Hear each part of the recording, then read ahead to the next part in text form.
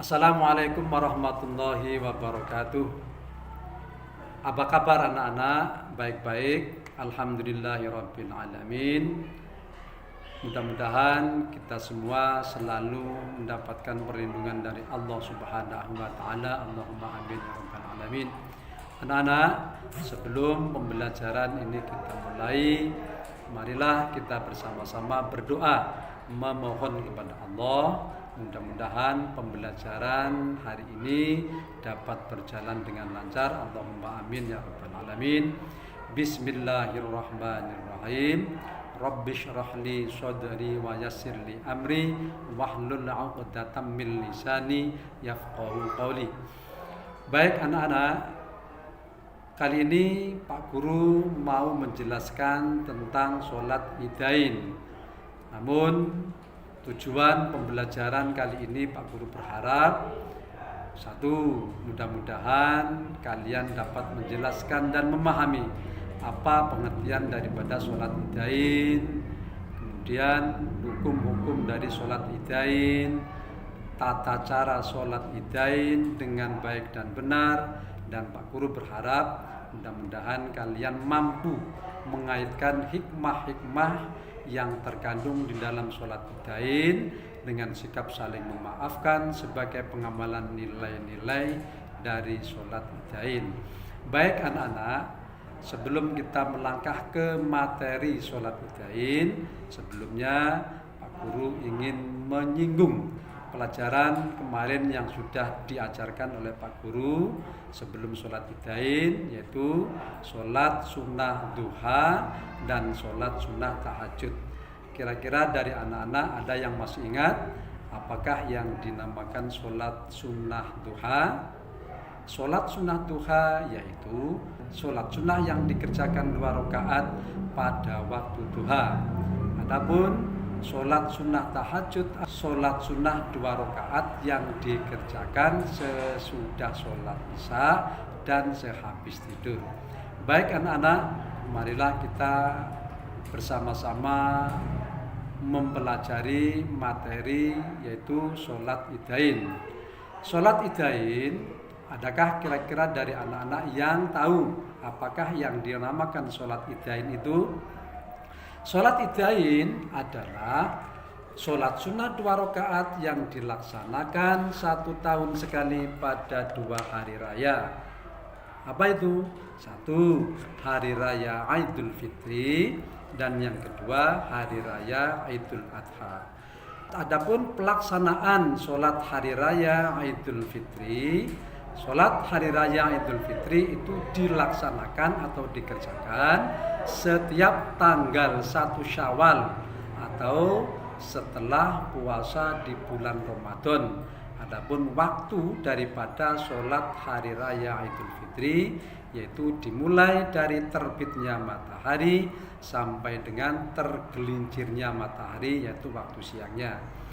Adapun hukum daripada melaksanakan sholat hari raya Idul Fitri yaitu sunnah. Sunnahnya sunnah muakkad. Artinya apa? Sunnah muakkad itu adalah sunnah yang sangat dianjurkan oleh Rasulullah Shallallahu Alaihi Wasallam.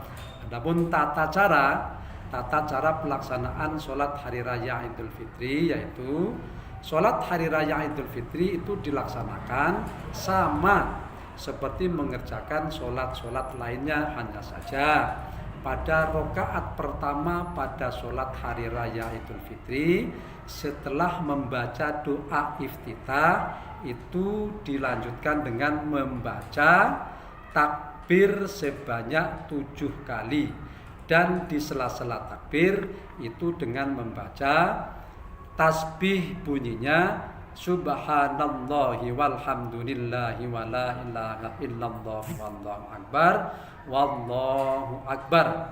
Kemudian pada rakaat yang kedua sholat hari raya Idul Fitri, setelah berdiri dari rakaat yang pertama membaca takbir sebanyak 5 kali, dan di sela-sela takbir juga membaca tasbih, bunyi tasbih subhanallahi walhamdulillahi wala ilaha illallah wallahu akbar, Allahu akbar. Anak-anakku sekalian, ada beberapa hal yang disunahkan sebelum mengerjakan sholat hari raya Idul Fitri. Di antaranya yaitu satu, mandi. Mandi dengan diniatkan mau melaksanakan sholat hari raya Idul Fitri. Yang kedua, berpakaian yang rapi dan bersih. Tidak perlu mahal pakaian itu, yang penting rapi dan bersih. Kemudian yang ketiga yaitu berhias diri. Yang keempat, memakai parfum atau wangi-wangian sebelum melaksanakan sholat hari raya Idul Fitri. Kemudian makan sebelum melaksanakan sholat hari raya Idul Fitri. Kemudian selanjutnya melalui jalan yang berlainan, baik ketika pergi ke masjid atau ke lapangan mau melaksanakan sholat hari raya Idul Fitri, atau pulang dari masjid atau lapangan setelah melaksanakan sholat hari raya Idul Fitri. Jadi jalannya berlainan. Dan yang terakhir yaitu hal-hal yang disunahkan sebelum melaksanakan sholat hari raya Idul Fitri, yaitu membaca takbir, membaca tahmid, dan membaca tahlil.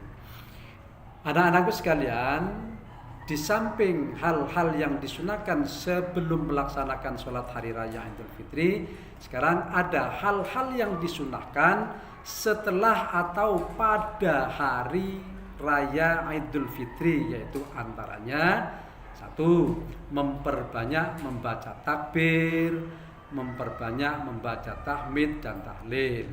Yang kedua, memperbanyak zikir atau mengingat Allah Subhanahu wa taala dan memperbanyak berdoa kepada Allah Subhanahu wa taala. Yang ketiga, memperbanyak infak dan bersedekah, berbagi kepada orang-orang yang tidak mampu atau orang-orang yang membutuhkan. Dan yang keempat adalah memperbanyak bersilaturahim kepada sanak saudara dan tetangga. Barangkali selain hari raya Idul Fitri kita belum sempat untuk bersilaturahim kepada sanak famili dan tetangga. Di momen yang sangat berbahagia ini, di hari kemenangan ini, di hari raya Idul Fitri ini, kita bisa menyempatkan untuk bersilaturahim, memperbanyak bersilaturahim kepada saudara, sanak famili dan tetangga. Anak-anakku sekalian, di samping ada hal-hal yang disunahkan, ada beberapa hikmah yang terkandung di dalam hari raya Idul Fitri. Di antaranya satu, meningkatkan kasih sayang kepada fakir miskin. Dua, mempererat hubungan persaudaraan. Tiga, menyempurnakan pahala berpuasa. Jadi hari raya Idul Fitri ini bisa menyempurnakan pahala kita berpuasa di bulan Ramadan. Yang keempat, lebih mendekatkan diri kepada Allah Subhanahu wa taala melalui apa? Melalui memperbanyak membaca takbir, membaca tahmid, membaca tahlil, serta berzikir kepada Allah Subhanahu wa taala dan berdoa kepada Allah Subhanahu wa taala. Dan yang terakhir yaitu sholat hari raya Idul Fitri ini bisa menghapuskan dosa dan kesalahan terhadap orang lain dengan saling memaafkan. Untuk pembagian yang kedua yaitu sholat hari raya Idul Adha. Sholat hari raya Idul Adha itu dilaksanakan setiap tanggal 10 Dzulhijjah. Adapun waktu pelaksanaan sholat hari raya Idul Adha yaitu dimulai dari terbitnya matahari sampai dengan tergelincirnya matahari di siang hari. Adapun sholat hari raya Idul Adha itu dilaksanakan sebanyak 2 rakaat, sama caranya seperti melaksanakan sholat hari raya Idul Fitri, hanya saja yang membedakan pada niatnya. Kalau niat sholat hari raya Idul Fitri, usolli sunnatan Idul Fitri raka'ataini ma'muman lillahi ta'ala. Kalau sholat sunnah hari raya Idul Adha Bismillahirrahmanirrahim. Usolli sunnatan li'idil adha raka'ataini ma'muman lillahi ta'ala. Adapun hukum melaksanakan sholat sunnah hari raya Idul Adha sama hukumnya dengan sholat sunnah hari raya Idul Fitri, yaitu sunnah muakkad.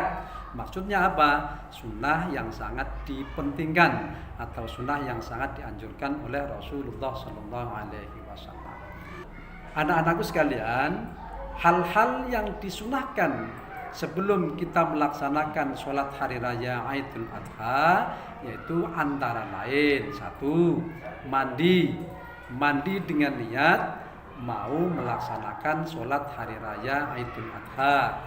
Kemudian yang kedua, berpakaian yang baik dan bersih.